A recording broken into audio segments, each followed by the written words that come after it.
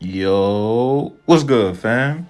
Too fast back with another Epic 7 video. Now I know it's been a minute, right? But I was having a lot of phone issues and a lot of lagging, like a lot of connecting issues. But we got a new phone, right? Fixed that problem. We fixed the lagging connection problem as well. A lot of people might have thought it was like the game itself, but trust me, now it's probably a Wi-Fi, and that's what it was in my case. Anyways, we're back though, and today I know I'm a little late, but we're doing a Seaside Bellona review. I never did one because I just didn't build her up. I didn't join the bandwagon. And usually I don't like talking about shit unless I try it out myself. And I must say, man, this girl here is an absolute beast. Probably in like top 3, if not the best hero in the game, man. I know it's a toss up between Charles, her, and somebody else. I don't even know. But I know between those two, Charles and her, like the best units in the game.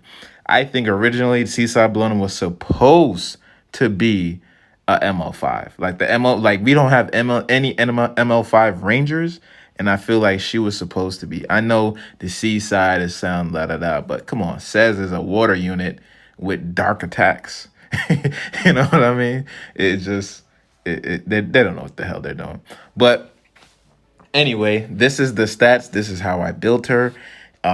She's like, you can build her anyway, man. But I chose to go this build, Fatal, with immunity, of course. 4122 attack, 133 speed, almost 12k HP, 70 crit chance. I wish it was 100, but I do what I did what I have. 224 crit damage. That can increase because this neck is a 71. We can get a 85 epic and get an extra 10%. Here's my ring, attack. My boots, attack as well. My breastplate. My hat. Helmet, hat, same thing. And my sword.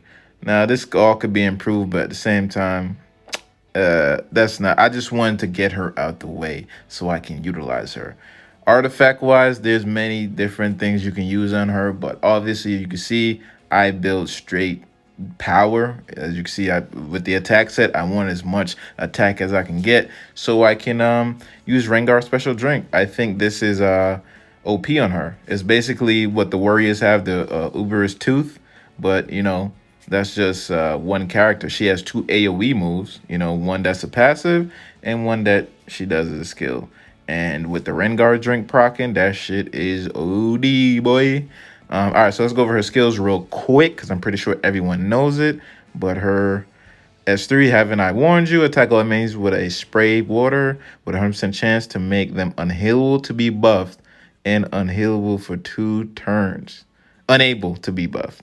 Damage dealt increases with a critical hit. Oh, OP, eh? Oh, wait a minute. I didn't max that? I'm going to have to max that. Yeah. And I'm with friends. Shares 30% damage suffered by the caster with the foremost enemy. When more than 1 damage sharing effect is granted, only the strongest effect is applied. The caster gains 1 focus when the allies attack. When the allies attack and the caster's stack focus is 5, loses all focus and activates You're Not Cute. You're Not Cute. Attack all enemies with a fan with a 50% chance to decrease defense for 2 turns. This shit is OP for a passive move, man. That shit is redonkulous. In her S1, watch out. It attacks the enemy with a fan and a 75% chance to target the enemy for 2 turns. This shit is really good. Like, her kit is amazing, man. Like, damn. I know a lot of people went over this shit, but yeah, I'm gonna tell y'all some shit, man. So anyway, actually, I do want to let me hold on. I feel bad seeing her like this. So okay, let's go to Sanctuary real quick, and then we'll get back into her. I just want to get that out the way before I forget. So we need that. I'm gonna get a lot of these. Let's just do this. I can literally farm them in the what's the thing called? The side story. Because they had the banshees. All right. Skill enhance. Now I don't want y'all to think that's how I normally do it, but I just wanted to get out the way real quick. So let's enhance this. Get that, yeah, 50% damage. She deserves it, trust me. So anyway, back to talking about her. Like oh, she's at 90 CP now. All right, so I use her mainly in Guild War. I used to farm with her. That's why you see her friendship is level 10. I used to farm with her actually in A11 as my I had two double defense breakers. I'll show that as well. And I use her in my arena defense. She's like a new product for my arena defense. A lot of people have used her, and it was easy for me to beat, but sometimes if I don't kill her and she gets to pop off, she is like doing major damage, debuffing my team, defense breaking, and causing a problem. So I'm like, all right, you know what? It's time for me to utilize my Seaside as well instead of just having her. She was at 5-star for the longest. I think she reached level 10 friendship at 5-star for the longest, man. So I finally 6-starred her and got her up and running. Now for my defense team, right, in arena, this is what I'm running her with. I got her with Falcon of Glory at the front line, taking some of that damage. ML Ken, Arbiter Vildred, and her in the back line, right? So you remember that shared damage they were talking about? This right here. Now, I don't think a lot of people realize, right, that who you put in the front line matters a lot. Reason being is because the damage she suffered, they share it, right? So I use that to my advantage into taking down most defenses that run Seaside Bellona, right? Most defenses that run her, they have like a MLCC.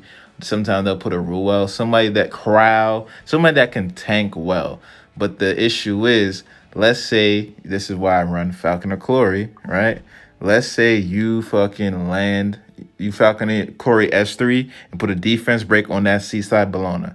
That means your front tank or whatever it might be is taking so much damage because she's sharing it. So let's say I do Jug's S2, right? My Judge Kisei, we do her S2. And the Bellona doesn't die. That is probably like half the health of your front line already. And then I get the S3 off. I'm now overkilling the Bellona, right? But even so, that shared damage is still being stacked on to your front line. So you have to be very careful when you do these things, because now I've done damn near eliminate your front line without really doing much work. So I done take out 2 units already. And if you got other squishies or whatever along too, they're most likely dying as well with Judge Kisei when she burned S2 into S3. You see what I'm saying? So you got to be very careful the way you position your Bellona with what your front line tank is, because that shit can be used against you. But at the same time, most people run it with CC. Not everyone have CC, MLCC that is. So she is a tanky fuck, It's better if you run it that way. Anybody else can be dangerous. The reason I have Chloe there, as you can see, is because my Chloe is on crackhead speed. Speed so fast that she's gonna do her move anyway. So even if she does die, it's whatever. She done did what she needed to do. You know what I'm saying? But other people that run like CC and they don't get a turn because they got blown up because the damage is getting absorbed. That's not good, man. So y'all need to think about the position if you're running Bellona as well. Now, most people's probably not running that offense strategy anyway, so it might not even matter. All right, next thing is, why don't we run her so you can see what she do in A11 real quick, right? Now, A11, I have changed it. Wait, A11, I'm bugging. A11, I have changed my team because my previous Bellona build, she was a lot faster. So the runs was a lot faster. Now that she's as slow as dirt, as you can see, the runs are a little bit longer. But at the same time, there's a lot of people out there that I want to, let know that they feel like they can't do A11 teams, right? And the reason being is because most of the people that show their A11 team now is a speed run, with the shadow rolls, the Charles, all that cool shit. But sometimes they forget that there's people out there that are still like mid game players or like just reaching end game in a sense, and they probably haven't accomplished or have a steady set team to run A11 with, just to even clear it to begin with, let alone doing it that goddamn fast. So I've shown even a couple of my friends this team that I use, and it's Lolica, SSB, Vildred, and Tamarin. Most of them have these units. You can substitute a lot as well. Some people have Lolica that they're just sitting on. Lolica's there for the defense break, and that's an additional defense break, and she's there with the Ayala's violin to help strip. You know what I'm saying? Bellona, as you know, she is there to land them defense break if Lolica is not landing it. But she should because, her S1, which she's doing most of the time, has a chance to defense break. And then you got your girl Bellona who's landing target and she's doing her passive. One of the reasons why I do have her slow as well is because I wanted to make sure that she's not popping off her S3 as fast once I got the cooldown on it from the Molagoras. Because, as you know, this boss, if you put 3 or more debuffs on him, he will cleanse. So you don't want that. So I got her slow so she doesn't pop off too much. Artifact wise, for this run, I will say the thing that I used to use, but since I use her on defense now, I took her off of it, was Sashay. Because Vildred or her, whoever you have that's AoEing, is going to kill those little eggs so much that, Rosa Hargana help you proc. And not Rosa Hargana, sorry. Sashay helps you keep moving your combat readiness, so you're getting those turns, so you keep applying more and more damage. Or even if you have slow units, it'll help push them ahead of the boss monster, so you're not taking so much damage. But yeah, so this is one of my teams that I used to use. I mean, as you can see, I just traded out with Lilius, of course. It's faster because the what do you call it? My entire team goes first with the Lilius because she pushes them back, and Lilica does defense break, and then Vildred goes. I see this team that's not as fast, but it's whatever. That's why I swap it out. Bellona has changed, and well, this actually might be a faster run. Let's see. Well, nah. See, I had a position as well so that my Bellona wouldn't use her passive in that wave. So because when she uses it, she's gonna lose it all.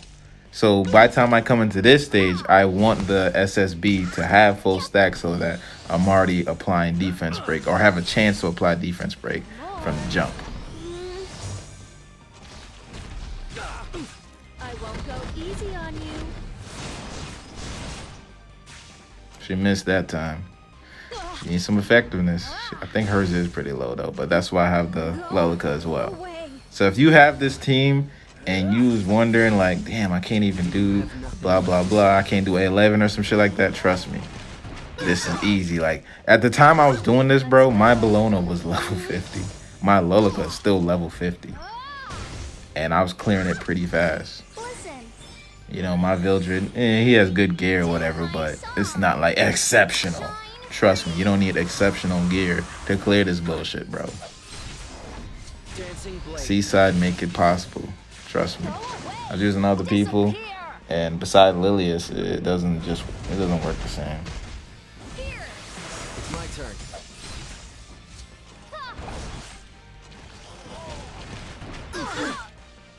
It's too late to back out now. Crit? No crit. And he's dead, just like that. I know people use her for dragons as well. That's already known. But let's go into Guild Wars real quick, right? So I don't use her on defense as yet. Mainly because I just feel that I don't have the right unit to frontline tank for her, which, CC, my crowd isn't built that way where he can just tank the front line like that. So you got to be careful when you're using Bellona. I know the meta now is people are using Fallen CC, Bellona, Seaside Bellona, and who's it, Charles or Arbiter Vildred, just to try to like take out some of your units and stuff like that.